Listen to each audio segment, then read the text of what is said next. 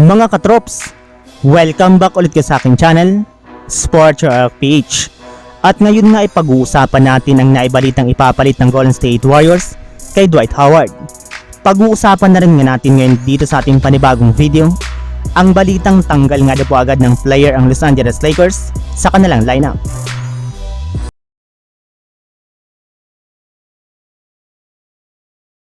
Bagamat man nga po naging matagumpay ang interview na Dwight Howard sa Golden State Warriors at ang pakikipag-workout niya kasama sina Draymond Green at Chris Paul sa lugar ng Los Angeles, ay nakapag-desisyon pa rin nga po ang kanilang team na hindi siya kunin at bigyan ng kontrata ngayong off-season. Kaya dahil nga po dyan ay marami na nga po mga fans ng Warriors ang nabigla sa ginawang ito ng kanilang team, lalo pat matagal na nga po nilang gusto na makakuha ang kanilang kupunan ng isang legit na center. Ngunit hindi rin naman nga po ito mangyayari, gayong ayon nga po sa ibinulgar na balita ng sikat na NBA analyst na si Shams Charania ng The Athletic, hindi na rin naman nga po kukuha pa ang front office ng Warriors ng isang big man kahit man meron pa silang natitirang bakanting pwesto sa kanilang lineup. Para nga po sa inyong kaalaman mga katrops, meron lamang nga pong 13 players ngayon ng Warriors at inaasahan nga po na isang player lamang kanilang kukunin bago magsimula ang kanilang training camp sa susunod na buwan.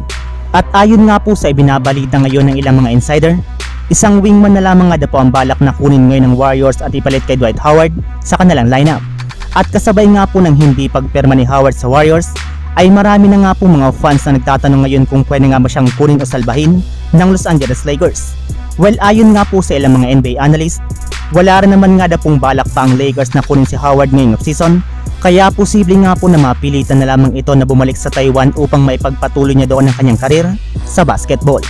Habang dumako naman tayo sa ating sunod na pag-uusapan, sa balitang tanggal nga po agad ng player ang Los Angeles Lakers sa kanilang lineup. Kahit man nga po hindi pa nagsisimula ang season, ay may mga nabanggit na rin naman nga po ngayon ang ilang mga NBA analyst ng mga players ng Lakers na posible nga po nilang tanggalin sa darating na season.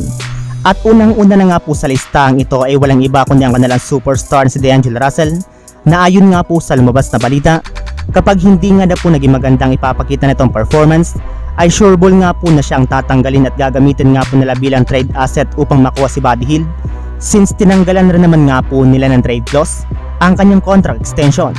Kaya kung sakasakali man nga po naalisin o i-trade siya ng Lakers, ay wala man lang nga po siya dito magagawa upang mapahinto ito sa kalagitnaan ng season. So yun lang mga katrops, ang handog kong story ngayong araw. Sana nag-enjoy kayo, please like and subscribe my YouTube channel, Sports React PH, para sa iba pang story at update patungkol sa NBA. Kita-kits muli sa ating susunod na video.